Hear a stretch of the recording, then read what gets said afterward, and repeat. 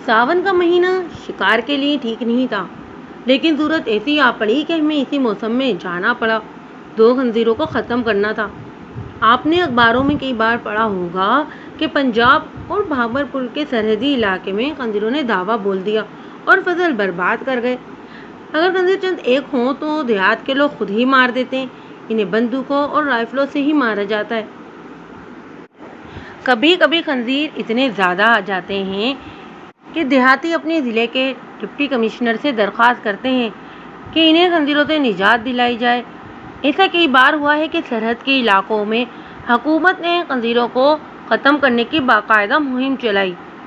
ये खंजीर भारत की तरफ से आते हैं, हालांकि मशरक़ी पंजाब में मगरबी पंजाब जैसे फसल होते हैं।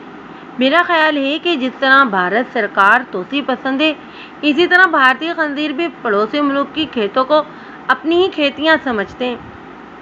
5-6 रोज़ बाद शहबाज खान और अफजल खान और मैं जख्मी को देखने के लिए उसके गांव चले गए। वो छोटा सा गांव था, जैसे हमारे यहाँ ढोक कहा जाता है। गांव में सिर्फ एक पक्का मकान था और ये उसका था। वो मकान के सामने चारपाई पर लेटा हुआ था और 4-5 आदमी चारपाई के करीब ज़मीन पर बैठे थे। ये आदमी उसकी बराबरी में नहीं बैठ सकते थे, क्योंकि वो बहुत छोटी ज़ातों के मालिक थे। हमें देखकर वो उठ खड़ा हुआ और तीनों को बारी बारी गले लगाया। हमने उसकी आंख देखी जो बिल्कुल ठीक थी, चेहरे की खराशें मौजूद थीं। इनमें सिर्फ एक ही ज़रा गहरी थी, जो भी पूरी तरह ठीक नहीं हुई थी, बाकी ठीक हो गई थी। जिस्म पर कुत्तों के पंजों की बहुत सी खराशें थीं, वो 5-6 दिनों में ही ठीक हो गई थीं। इसी और गांव का एक और हकीम भी उसका इलाज कर रहा था। उसने हमें ये एजाज़ बख्शा कि हमें अपने घर के अंदर ले गया। हमारे देहाती इलाके में पर्दे का रिवाज नहीं था, लेकिन गैर मर्दों को घर में आना जाना भी ममनू था। घर के अंदर करीबी रिश्तेदार ही आ सकते थे। दूर के रिश्तेदारों को ज़्यादा से ज़्यादा डेरे के अंदर जाने की इजाज़त थी। अंदर सहन और कमरों में जहाँ घर की औरतें भी घूमती फिरती काम काज करती नजर आती थीं, वहाँ तक पीर साहब या जिन निकालने और आसिबी साय से निजात दिलाने वाला कोई आमिल शाही जा सकता था, या वो शख्स जिसे मेज़बान पीरों जैसा इज्जतदार समझता था। हमें उम्मीद नहीं थी कि वो हमारी इतनी इज्जत करेगा, लेकिन वो हमें अंदर सहन में ले गया और हड़पों बयां कर दी। दूसरी चारपाई लाओ, ये उठाओ। खैर, मैं जब भी शिकार की कहानी लिखने बैठता हूँ तो मुझे ये वाक़या याद आया, लेकिन ये सोचकर ना लिखा कि पढ़ने वाले ऐसे नजीज जानवर का जिक्र पसंद नहीं करेंगे। मैं अभी ना सुनाता, लेकिन कुछ दिनों से दिल पर गम का ऐसा बोझ पड़ा हुआ है कि उसे हल्का करना बहुत ज़रूरी हो गया है। इस शिकार के बाद एक और वाक़या हो गया था। इस वाक़ये का ताल्लुक जिन लोगों के साथ था, इनमें से सिर्फ एक ही औरत जिंदा थी। कुछ दिन हुए वो भी फौत हो गई है। मैंने इस कहानी को उसके साथ दफन करना मुनासिब नहीं समझा। मैं तक लड़का या नौजवान नहीं रहा था, बल्कि 2 लड़कों और एक लड़की का बाप बन चुका था। मेरे वालिदैन जिंदा थे, इसलिए मैं अभी तक अपने आप को नादान लड़का ही समझा करता था। ये तजुर्बा कई लोगों को हुआ होगा कि अपनी उम्र कमा 50 साल और 80 से भी ऊपर हो जाए। अगर वालिदैन जिंदा हों तो इंसान अपने आप को बच्चा ही समझता रहता है। उनकी वफात के साथ ही इंसान यकलत बड़ा और बूढ़ा भी हो जाता है। खैर, मैं 32-33 साल की उम्र में लड़का ही था। कुत्तों ने बड़ा होने ही न दिया। मैं 2 कुत्ते बदल चुका था और जो जंजीर मेरे गले में पड़ी थी वो भी बदल गई थी। वो इस तरह के पहले माँ थी जो शिकार पर जाते हुए मेरे गले पड़ती थी। फिर बीवी आ गई और मेरा लड़का, बड़ा लड़का जो है मेरा 9-10 साल का हो गया था। मैं शिकार के लिए घर से निकलता तो वो साथ जाने की जिद करने लगता। इससे छोटा जो 5 साल का था, बड़े भाई की तरह मेरी टांगों से नहीं लिपटता था। वो मुझसे पहले ही दौड़कर दरवाजे से बाहर निकल जाता और नारा लगाता था, मैं भी जा रहा हूँ। इन्हें तरह तरह के लालच देकर जान छुड़ाता था मैं। ना इनकी माँ मेरी मदद करती थी और ना मेरी माँ। वो तो चाहती ही यही थी कि मैं शिकार का ख्वाब दिमाग से निकाल दूँ, मगर अब ये ख्वाब तो पक्का हो चुका था। एक रोज़ माँ ने कहा कि कुत्तों की यारी नहीं छोड़नी थी तो बच्चे पैदा नहीं करने थे। मैंने माँ से तो कुछ ना कहा, अपने आप से कहा कि शिकार तो नहीं छूटता, बच्चे पैदा करना छोड़ दूंगा। ایک روز دو آدمی ہمارے گاؤں آئے. وہ 13-14 میل دور کے گاؤں کے رہنے والے تھے. اس وقت تک ہمارے کتے مشہور ہو گئے تھے. ان آدمیوں نے بتایا کہ ان کے گاؤں کے قریب ایک ویرانے میں کہیں سے 2 خنزیر آ گئے ہیں. اس کے قدموں کی آواز گھوڑے جیسی تو نہیں ہوتی کہ دور سے سنائی دیتی، اور یہ فوجی اپنے بچاؤ کا بندوبست کر لیتا. خنزیر کے پاؤں نرم ہوتے ہیں. فوجی کو بڑی ہلکی سی آواز آئی تو اس نے پیچھے دیکھا. خنزیر اس سے 8-10 قدم دور تھا. فوجی سنبھل نہ سکا. خنزیر اس کے ساتھ ٹکرا کر آگے نکل گیا. ان آدمیوں نے ہمیں بتایا کہ فوجی جوان اس سے ٹکرا کر کچھ دور جا پڑا. اس نے یوں محسوس کیا جیسے اس کی ایک ٹانگ جسم سے الگ ہو گئی ہو. وہ اٹھ رہا تھا تو خنزیر آگے جا کر پھر واپس آیا اور فوجی کے ساتھ اپنا پہلو ٹکرا کر پھر آگے نکل گیا. اب کے فوجی کی پیٹھ پر چوٹ لگی تھی. اس پر غشی طاری ہونے لگی. اتفاق سے 2 آدمی گھوڑوں پر سوار ذرا دور سے گزر رہے تھے. انہوں نے دیکھ لیا اور گھوڑے اس کی طرف دوڑائے. خنزیر کہیں غائب ہو گیا. دونوں سوار فوجی کو اٹھا کر اس کے گاؤں لے گئے. چند دنوں بعد 3-4 عورتیں ادھر سے گزری تو خنزیر نے ان پر بھی اسی طرح حملہ کر دیا. ان میں سے ایک کو خنزیر نے ٹکر مار کر گرایا اور آگے چل کر دور ہو گیا. دور سے واپس آیا تو عورتوں نے ہوش ٹھکانے رکھے. وہ الگ الگ ہو گئیں اور ہر ایک نے پتھر اٹھا لیے. وہ قریب آیا تو سب نے اسے پتھر مارے. وہ رک گیا اور پھر بھاگ گیا، لیکن ایک عورت کو چلنے سے معذور کر گیا تھا. خنزیر زندہ نہیں ہوتا. خنزیر درندہ نہیں ہوتا، نہ درندوں کی طرح حملہ کرتا ہے اور نہ ہی چیرتا پھاڑتا ہے. یہ جانور آپ کی طرف سیدھا دوڑتا ہوا آتا ہے اور اس کی رفتار بہت ہی تیز ہوتی ہے. اگر آپ اس کے راستے میں کھڑے رہیں تو اپنا ایک پہلو آپ کے ساتھ ٹکراتا ہوا یا رگڑتا ہوا آگے نکل جائے گا، دور جا کر پھر واپس آئے گا. اس کا جسم وزنی اور ٹانگیں بہت ہی پتلی اور چھوٹی ہوتی ہیں. اس کی گردن تو ہوتی ہی نہیں. یہ جب سیدھا ہوتا ہے تو آپ کھڑے رہیں، قریب آئے تو ایک طرف ہٹ جائیں، وہ سیدھا آگے نکل جائے گا. وہ کتوں اور بھیڑیوں وغیرہ کی طرح فوراً رک نہیں سکتا، نہ ہی دائیں بائیں فوراً مڑ سکتا ہے. مڑنے کے لیے اسے دور کا چکر لگانا پڑتا ہے. آپ نے فلموں میں بل فائٹنگ وغیرہ بھی دیکھی ہوگی. بیل قریب آتا ہے تو بل فائٹر ایک طرف ہٹ جاتا ہے. خنزیروں کی کئی قسمیں ہیں. ایک قسم سب سے زیادہ خطرناک ہے. اس کے سر پر نہیں بلکہ ناک کے قریب 2 نوکیلے سینگ ہوتے ہیں. اس خنزیر کی زد میں کوئی جانور یا انسان آ جائے تو سینگ جسم میں اتر جاتا ہے یا جسم کو کاٹ دیتا ہے. میں اس جانور کے متعلق زیادہ نہیں جانتا. اتنا ہی جانتا ہوں کہ اس کی مختلف قسمیں جن میں بعض بہت ہی خطرناک ہیں. یہ حملہ کرنے والے جانور نہیں. میں نے اپنے گاؤں کے فوجیوں سے جو ہندوستان کی چھاؤں میں رہے ہیں سنا تھا کہ ہندوستان میں لوگ بھیڑیوں کی طرح خنزیر پالتے ہیں اور کوڑے کرکٹ کے ڈھیروں پر اور کھلے علاقوں میں چرتے چگتے رہتے ہیں. جنگلی سوار کا کوئی بھروسہ نہیں ہوتا. میں یقین سے کہہ سکتا ہوں کہ سور ہی ہوتا ہے اور سور کا کوئی بھروسہ نہیں ہوتا. جن خنزیروں کے ساتھ ان دیہاتوں کا واسطہ پڑا تھا وہ جنگلی تھے اور وہ غالباً اپنے آپ کو خطرے میں محسوس کرتے تھے، اسی لیے ہر گزرنے والے پر حملہ کرتے تھے. خطرہ اس لیے محسوس کرتے تھے لوگ کہ اس علاقے میں وہ 2 ہی تھے. زیادہ ہوتے تو ان کا رویہ جاہرانہ ہوتا. 3 مہینوں کے عرصوں میں ہی انہوں نے 11 آدمیوں اور عورتوں کو، 1 گائے اور 3-4 بکریوں کو زخمی کر دیا تھا. ان دونوں نے ایک نقصان یہ بھی کیا تھا کہ ایک آدمی کی زمین برباد کر دی تھی. انہوں نے اپنا بل بنا لیا تھا. آپ اندازہ کر سکتے ہیں کہ بھیڑ جتنے بڑے خنزیروں کا بل کتنا بڑا ہوگا. یہ تو سرنگ تھی جو جنگی قیدی فرار ہونے کے لیے قیدی کیمپوں میں لگایا کرتے تھے. مجھے ذرا وضاحت کرنی پڑے گی. میری کہانیوں میں آپ نے کئی بار پڑھا ہوگا ہمارے علاقے میں جنگلی چوہے بہت بڑے بڑے ہوتے ہیں. بعض درمیانے جسم کی بلی جتنے بڑے ہوتے ہیں. یہ کھیتوں میں بل بناتے ہیں. بارشوں کا پانی ان بلوں میں داخل ہوتا ہے تو اندر ہی اندر زمین کو کھاتا اور اپنا راستہ بناتا رہتا ہے. کچھ عرصے بعد پانی کہیں دور سے جا کر نکلتا ہے اور اپنے پیچھے ایک سرنگ چھوڑ جاتا ہے. پھر یہ پانی کا زمینی راستہ بن جایا کرتا ہے اور کچھ عرصے بعد وہاں پر زمین بیٹھ جاتی ہے. گھیرے گھیرے گھڑے پڑ جاتے ہیں. اگر یہ کسی کا کھیت ہے تو قابل کاشت نہیں رہتا. ہمارے علاقے میں کھیتیاں چھوٹے چھوٹے ٹکڑوں میں ہی ہوتی ہیں. کوئی ٹکڑا بلندی پر ہوتا ہے اور کوئی نشے علاقے میں. کوئی کھیتی ایک کنال کی ہوتی ہے تو کوئی اس سے ذرا بڑی اور کوئی چھوٹی۔ ان دونوں خنزیروں نے کسی عمودی ٹیرے میں اپنا بل شروع کیا تھا اور دوسرا اوپر ایک کھیتی میں لے جا کر وہاں اس کا دوسرا منہ کھلتا تھا۔ یہ دو آدمی جو ہمارے گاؤں میں آئے تھے بتاتے تھے کہ ساون کی بارشیں شروع ہو گئی ہیں اور ان خنزیروں کے بل کے اوپر والے دھانے میں پانی داخل ہوتا ہے اور نیچے دھانے سے باہر نکلتا ہے۔ ابھی ساون برس رہا تھا، ان کھیتوں کے بیٹھنے کا خطرہ پیدا ہو گیا تھا، اور یہ خطرہ بھی کہ خنزیر دوسری کھیتوں میں بھی بل بنا لیں گے اور یہ کھیتیاں بیٹھ جائیں گی۔ نقصان نہ ہو جی، ہمارے گاؤں میں آئے ہوئے دو آدمیوں سے ایک نے کہا۔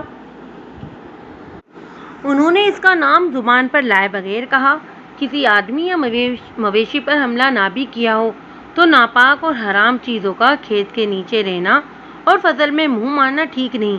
یہ ہمارا رزق ہے، یہ بھی مکروہ ہوتا ہے، انہیں تمہارے کتے ہی مار سکتے ہیں، ہماری مدد کرو۔ ان کی اس بات سے ہمیں شک ہوا کہ ان دو گروہوں نے، جن کا نام زبان پر نہیں لانا چاہیے، کسی انسان یا مویشی پر حملہ نہیں کیا۔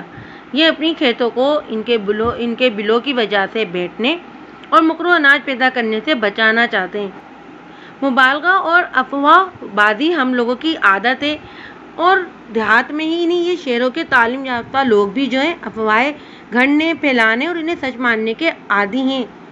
میں نے اپنے آپ سے کہا کہ خنزیر اس فوجی کے قریب سے گزرا ہوگا اور وہ گر پڑا ہوگا، اور گرنے کی وجہ سے وہ زخمی ہوا، اور ایک بکری بھی زخمی ہوئی، جو ان لوگوں نے ایک گائے اور 3-4 بکریاں بنا لی۔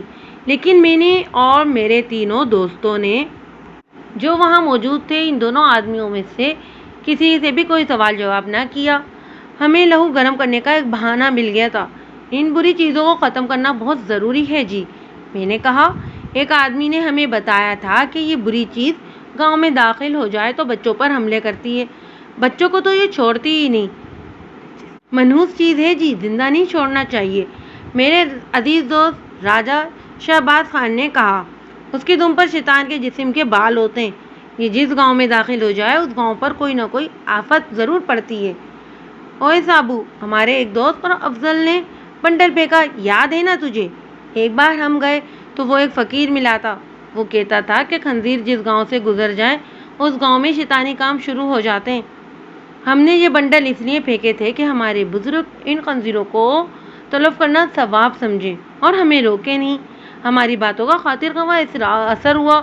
دو آدمی جو آئے تھے وہ زیادہ اور خوفزدہ ہو گئے اور التجائے کرنے لگے کہ ہم کتوں سے ان خنزیروں کو ختم کر دیں۔ کہ تمہارے گاؤں یا علاقے میں کسی کے پاس بندوق نہیں؟ ہمارے ایک بزرگ نے ان سے پوچھا۔ 2 شکاری بندوقیں ہیں، ان میں سے ایک نے جواب دیا۔ بندوقوں والے وہاں جاتے رہتے ہیں، لیکن انہیں یہ برے نظر نہیں آئے۔ نہیں جی نہیں، یہ بات نہیں، دوسرے آدمی نے فوراً کہا۔ بندوقوں والے تو نیچے تو کبھی گئے ہی نہیں، اوپر ہی بیٹھے رہے۔ ایک روز ایک خنزیر باہر نکلا تو بندوق والے نے دور سے کارتوس فائر کر دیا اور خنزیر غائب ہو گیا۔ انہوں نے بتایا کہ فلاں گاؤں کے 2 آدمی بھی اپنے کتے لے کر آئے ہیں۔ انہوں نے نہیں کہا تھا کہ 2 کتے کافی نہیں، کہیں سے شکاری کتے آ جائیں تو ان 2 کو مارنا آسان ہو جائے گا۔ دن مقرر کر لیا گیا۔ خطرناک موسم تھا، اب تو انسان کی طرح موسم بھی بدل گئے۔ اس وقت ہمارے علاقے میں ساون کا یہ حال ہوتا تھا کہ رات کے آخری پہر مغرب کی طرف بجلی چمکتی تھی اور اس کے فوراً بعد گھٹا آ جاتی اور کھل کر برستی۔ جتنی جلدی تھل ہوتا تھا، کبھی دن کو گھٹا آتی اور ہر طرف پانی ہی پانی بن جاتا، ندی نالے چڑھ جاتے تھے۔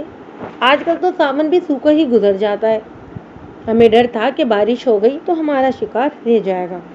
خدا نے ہماری سن لی، اس رات بارش نہ ہوئی۔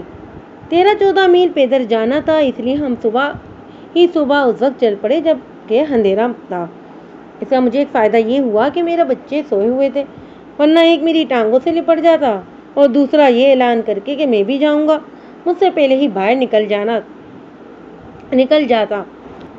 میری ماں اور بیوی جاگ رہی تھی، انہیں میں نے رات کو بتا دیا تھا کہ 2 خنزیروں کو مارنے جا رہے ہیں۔ تیرے سوا اس علاقے میں کوئی اور خنزیر بھی ہے؟ ماں نے کہا۔ کچھ شرم کر، 3 بچوں کا باپ ہو کر تو کتوں کے ساتھ کتا بنا ہوا ہے۔ اللہ نہ کرے شکار پر کچھ ہو جائے تو کیا ہوگا؟ خدا مجھے 1-2 بیٹے اور دے دیتا تو تجھے کھلا چھوڑے رکھتی۔ بیجی، میں نے سنجیدگی سے کہا، اکلوتے بیٹے اسی طرح خراب ہو جایا کرتے ہیں، اب صبر شکر کے سوا آپ کیا کر سکتی ہیں؟ ماں تو کچھ نہیں کہہ سکتی تھی، لیکن جو کچھ وہ کہہ سکتی تھی وہ سب کچھ اس نے کہا۔ چونکہ میری والد صاحب بھی وہاں موجود تھے، اس لیے ماں نے انہیں عنات جرم میں خوب ہی سنائی۔ والد صاحب نے بھی خندہ پیشانی سے سنی، خندہ پیشانی بھی ایسی کہ انہیں خندہ میری ماں نے سن لیا۔ پھر یوں ہوا کہ اس رات بارش تو نہ برسی، لیکن ماں ایسی برسی کہ میں آج بھی نہیں بھولتا۔ صبح کی نیم تاریکی میں ہم روانہ ہو گئے اور محسوس نہ کر سکے کہ آج کا شکار ایک اور ڈرامے کو جنم دے گا۔ مجھے وہ وقت اچھی طرح یاد ہے۔ ہم 13 آدمی تھے۔ میں اپنے آپ کو اب لڑکا نہیں کہتا تھا۔ میرے ساتھ میرے بچپن اور لڑکپن کے سارے ساتھی تھے اور 5 جوان لڑکے تھے۔ ان کی ماں کے کہنے کے مطابق ان 5 کو ہم نے خراب کیا تھا۔ یہ ہماری شکاری روایت کو زندہ رکھنا چاہتے تھے۔ ہمارے ساتھ افضل تو تھا، لیکن اس کا ہولی ساتھ نہیں تھا۔ بوہیلی بوڑھا ہو گیا تھا اور ایک روز ایسا بیٹھا کہ پھر کبھی اٹھ ہی نہ سکا۔ بڑے سکون سے لیٹا اور مر گیا۔ ہمارے لیے بڑی پیاری اور سنسنی خیز یادیں چھوڑ گیا تھا۔ پرانے کتوں میں تقریباً تمام ہی کتے مر چکے تھے یا بوڑھے ہو کر شکار کے لیے بیکار ہو چکے تھے۔ ہمارے 5 نوجوان ساتھیوں میں 3 اپنے تھے جن کے متعلق شک نہیں تھا کہ نہیں آئیں گے۔ ان میں سے ایک کو شکار چلے گا۔ ان کی آپس میں ناچاکی تھی۔ ایک کا نام محمد علی تھا اور دوسرے کا مجید۔ ان کی آپس کی دشمنی یہ تھی کہ محمد علی کی منگیتر مجید کو دے دی گئی تھی۔ شادی نہیں ہوئی تھی۔ پہلی منگنی توڑ کر دوسری منگنی کر دی گئی تھی۔ دیہات میں اب بھی یہ رواج موجود ہے کہ بچپن میں ہی منگنیاں کر دی جاتی ہیں۔ رواج تو یہی رہا ہے کہ کسی اپنے عزیز یا رشتے دار کے گھر لڑکی پیدا ہوتی ہے تو رشتے کی خواہشمند ماں بچی کی کلائی سے دھاگا باندھ آتی ہے، اس طرح لڑکی بک کر لی جاتی ہے۔ یا یوں بھی ہوتا ہے کہ بچی کے پیدا ہوئی اور چند دنوں بعد اپنے کسی رشتے دار کے ہاں لڑکا پیدا ہوا تو بچی کی ماں بچی کی کلائی سے دھاگا باندھ گئی، پھر باقاعدہ منگنی کر دی جاتی ہے۔ محمد علی کی منگنی جو ہے بچپن میں ہی ایک لڑکی کے ساتھ کر دی گئی تھی۔ آپ نے فلموں میں بھی دیکھا ہوگا اور افسانوں میں بھی پڑھا ہوگا۔ والدین نے بچپن میں ہی لڑکے کی منگنی کر دی، لیکن لڑکا لڑکی جوان ہوئے تو لڑکی کسی اور کو چاہنے لگی اور لڑکا جو ہے کسی اور کو پسند کرنے لگا اور بالکل فلمی کہانی بن گئی۔ محمد علی اور اس کی منگیتر کا سلسلہ تو ٹھیک رہا۔ وہ جب چھوٹے تھے تو اکٹھے کھیلتے رہے، مگر 9-10 سال کی عمر کو پہنچے تو انہیں اکٹھے کھیلنے سے منع کر دیا گیا۔ اس پابندی کی وجہ انہیں بتا دی گئی تھی۔ اس پابندی نے ان دونوں میں محبت پیدا کر دی۔ پھر محمد علی 18-19 سال کا ہو گیا۔ منگیتر اس سے 1 آدھ سال ہی چھوٹی تھی۔ وہ دور سے ایک دوسرے کو دیکھ لیتے اور مسکرا کر ایک دوسرے کو اپنی محبت کا یقین دلاتے۔ لڑکی محمد علی کو کبھی کوئی تحفہ ایک عورت کے ہاتھ چوری چھپے بھیج دیتی تھی۔ اس کے جواب میں محمد علی اسے ریشمی رومال اور کبھی شہر سے کانچ کی چوڑیاں لا کر بھیجا کرتا تھا۔ معمولی سے ایک بات پر محمد علی اور اس کے منگیتر کے خاندان میں ناچاکی ہوگی۔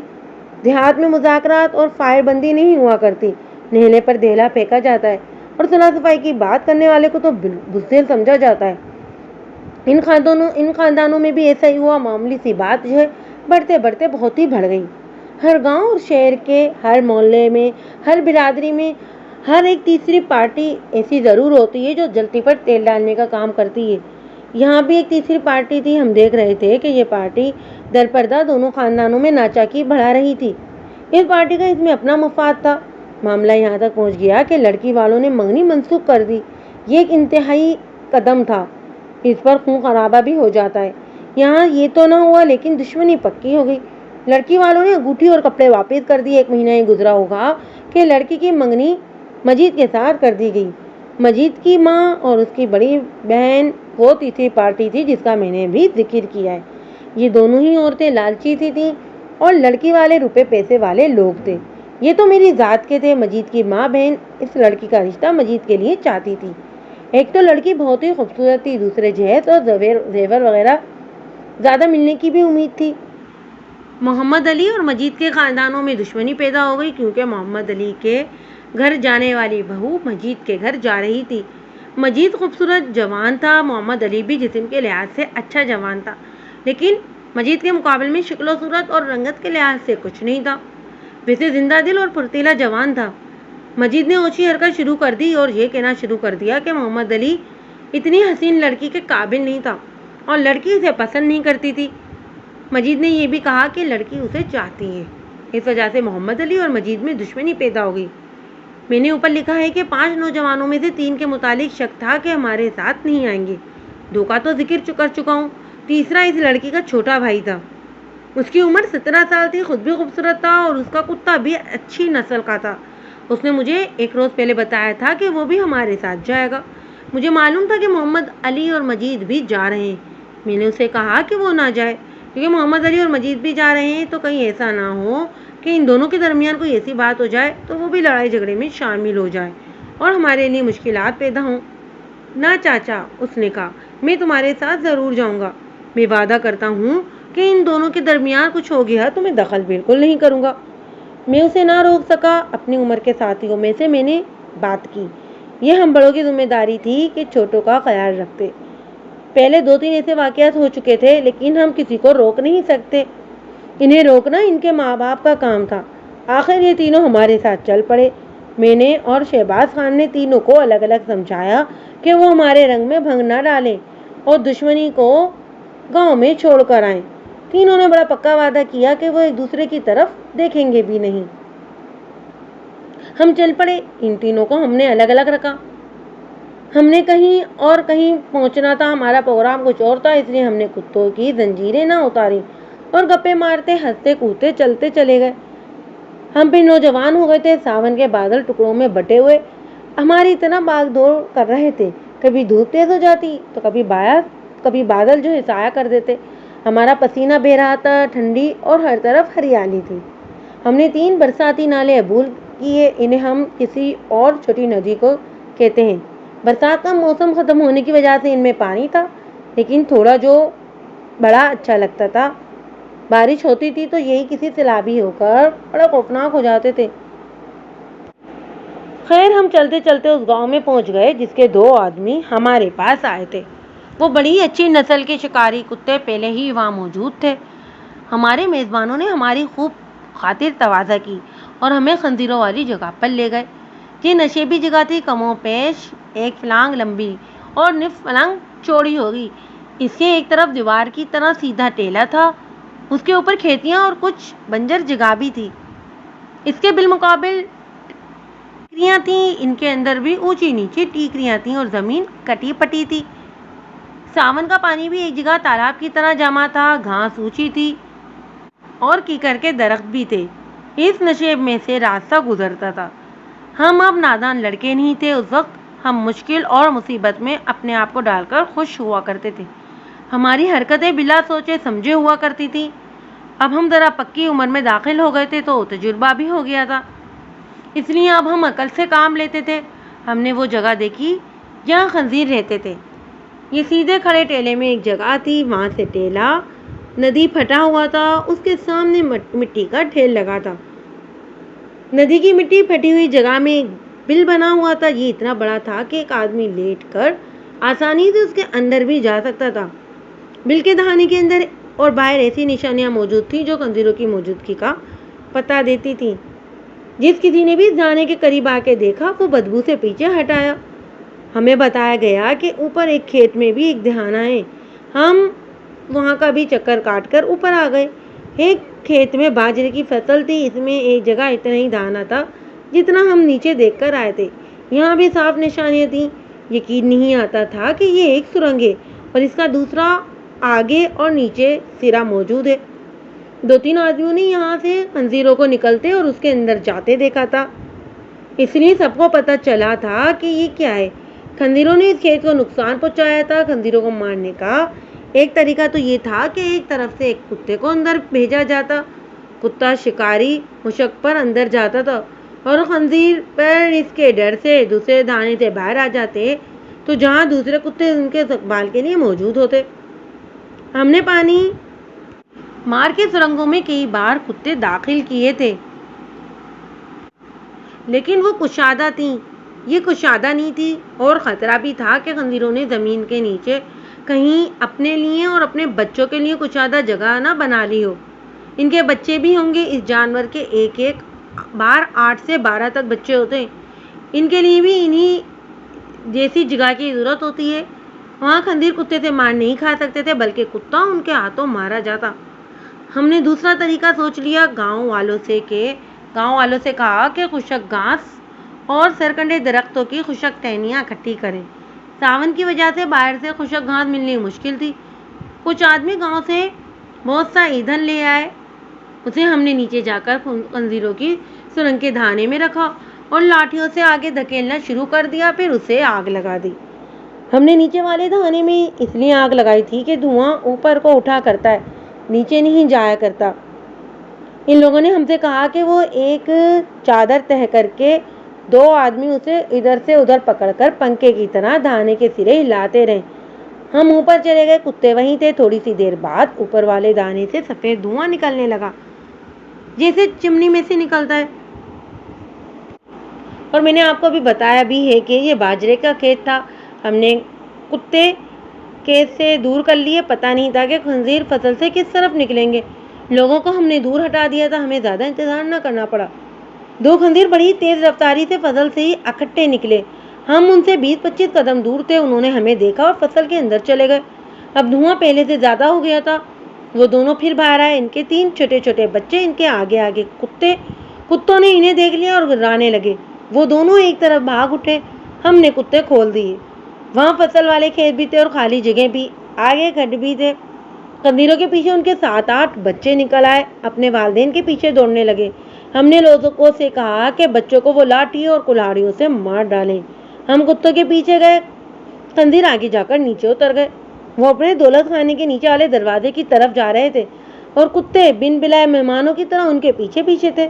ہم راستہ چھوٹا کر کے نیچے چلے گئے۔ 2 آدمی سرنگ والے دھانے میں ابھی تک چادر سے ہوا دے رہے تھے۔ خنزیر ان کی طرف گئے، وہ دونوں آدمی چادر وہیں پھینک کر جس طرح بھاگے، اسی طرح میں نے اولمپک کے عالمی مقابلوں میں کسی کو دوڑتے نہیں دیکھا تھا۔ قطرہ سر پر آ پڑے تو انسان کو پل لگ جاتے ہیں یا پھر وہ راکٹ بن جاتا ہے۔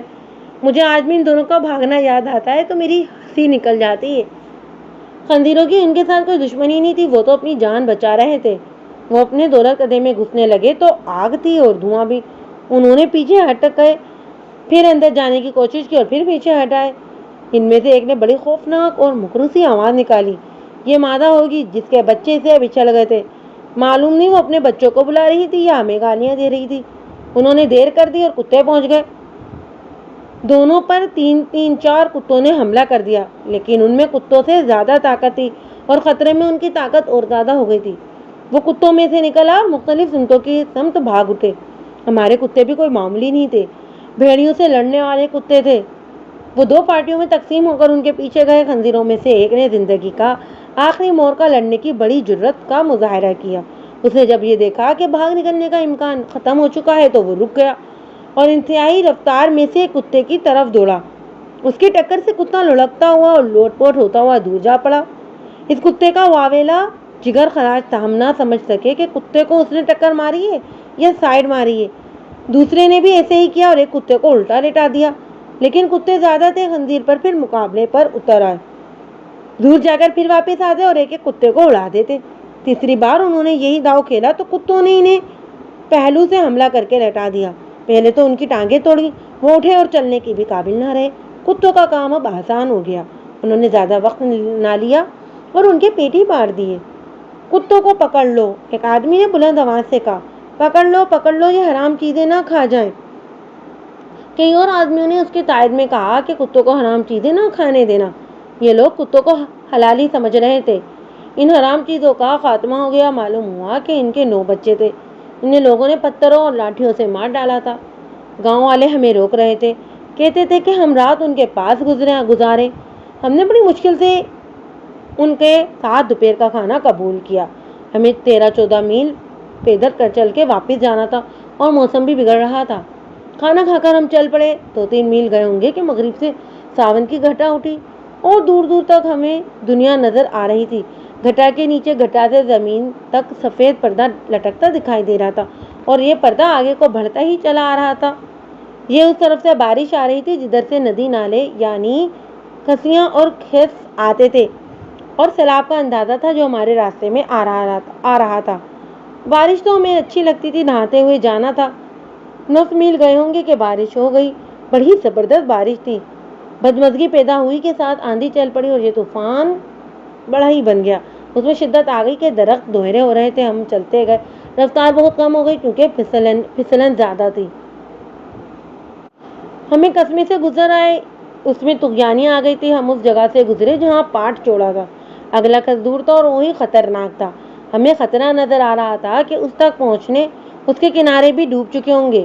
ہمیں اس کا چوڑا پاٹ دیکھنا تھا. اس میں خطرہ یہ تھا کہ اس کے کنارے دیواروں کی طرح اونچے تھے. یہ مٹی کی دیواریں تھیں اور کچھ حصہ چٹانوں کا تھا. ان کے درمیان پاٹ بہت تنگ اور اس وجہ سے وہاں پانی بھی گہرا تھا اور اس کا زور بہت زیادہ تھا. اس تک پہنچے تو ہمارا آدھا راستہ طے ہو چکا تھا.